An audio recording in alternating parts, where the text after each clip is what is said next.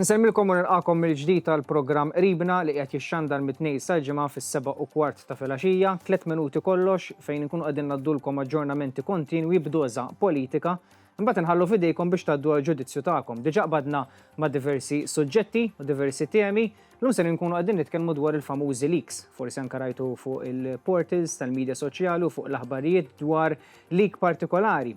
Leak li tirrikjedi l-inkjesta ta' Pilatus Bank li l-Għaqda Repubblika resqet rikors sabiex tieħu azzjoni kontra l-Kummissarju tal-Pulizija iżda mbagħad wara li l-istess maġistrat ċanfret lill-Għaqda Repubblika talli ċertu leaks għaddew għand persuni privati meta ma kellhomx jgħaddu għand persuni privati, din l-istess Għaqda Repubblika ħarġet b'attakk kontra l-qrati.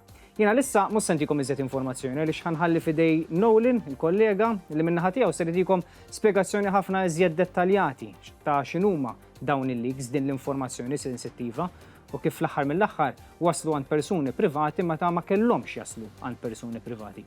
Ħanħallu f'idej Nolin biex jgħaddilna din l-informazzjoni u mbagħad f'idejkom biex tarblu dawk l-istess fatti. Insegwu. Leak informazzjoni li inti tikseb meta suppost din tkun konfidenzjali u dak li ssir allura qatt ma kellu jiġi għandek. Issa hemm informazzjoni u informazzjoni. Skont informazzjoni tkun u minn fejn din tkun ġejja. Riċentament il-qorti ordnat lill-Pulizija biex tinvestiga kas-serju ta' leak. Din l-ordni saret minħabba li ġiet il-leakjata informazzjoni mill-inkjesta dwar Pilatus Bank. Hawn l-informazzjoni ġiet moddija lil terzi persuni, b'mod partikolari lill-President Onorarju tal-Għaqda Repubblika, Robert Aquilina. U stess tqar li l-inkjesta ġiet murija lilu fl-istat oriġinali tagħha u li qatt ma kellu awtorizzazzjoni legali sabiex jara din l-inkjesta fi żmien li din inkixfet. B'hekk kien faċċar li Robert Aquilina kellu informazzjoni li ma kellux ikollu. Fost din l-informazzjoni l-istess Aquilina liberalment fil-qorti jistqar li fost is-sorsi tiegħu kien hemm ukoll membri mill-Korp tal-Pulizija. Il-qorti nnotat ukoll kif ħafna mix-xhieda tiegħu Aquilina bbaża fuq xnijat u fuq dak li sema mingħand persuni oħra. Il-maġistrat komplet fejn qalet li b'mod ċar li l-ħruġ ta' informazzjoni mill-inkjesta sar b'mod illegali u qalet li leak hekk jitfa' dawl ikraħ u perikolus fuq l-istituzzjonijiet prinċipali li kellhom aċċess għaliha. Il-qorti qalet li dan hu aġir assolutament irresponsabbli u bla skrupli. Ejja nisimgħu x'qal il-Prim Ministru mal-Malta Today dwar dan.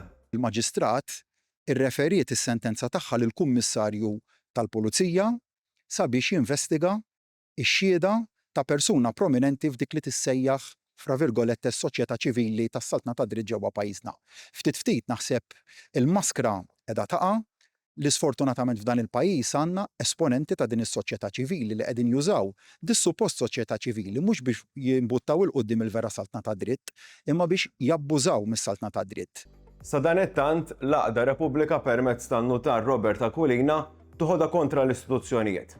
La kien hemm deċiżjoni kontrihom allura ma ċettawhiex. Minflok li jgħidu li dak li hu ħażin jibqa' ħażin, jattakaw l-istituzzjonijiet għax mhux jaqblu ma' dak li qed jgħidu. Grazzi lil Nolin ta' dak l-aġġornament li għaddilna u naħseb hemmhekk stajna mill-ġdid naraw biċ-ċar ukoll kif waqgħet il-maskra, kif tinkixef l-ipokrizija wkoll li l-Għaqda Repubblika tkun minn tal-ewwel biex tiddefendi s-Saltna ta' Dritt però fejn jaqbilha biss meta deċiżjoni mill-qrati mbagħad toħroġ ta' kontrija tinfex f'attakk kontra dawk l-istess qrati. Dak kien programm ieħor Qribna mis-7:15 ta' filgħaxija ftit minuti kollox jixxandar mit-tnejn sal-ġimgħa fejn kontinwament naddulkom dawn l-aġġornamenti aħna naddulkom biss il-fatti, il-ġudizzju mbagħad tagħmluh intom u tarblu dwaru intom stess. Nintaqgħu l-programm li jmiss Qribna. Nsellmilkom.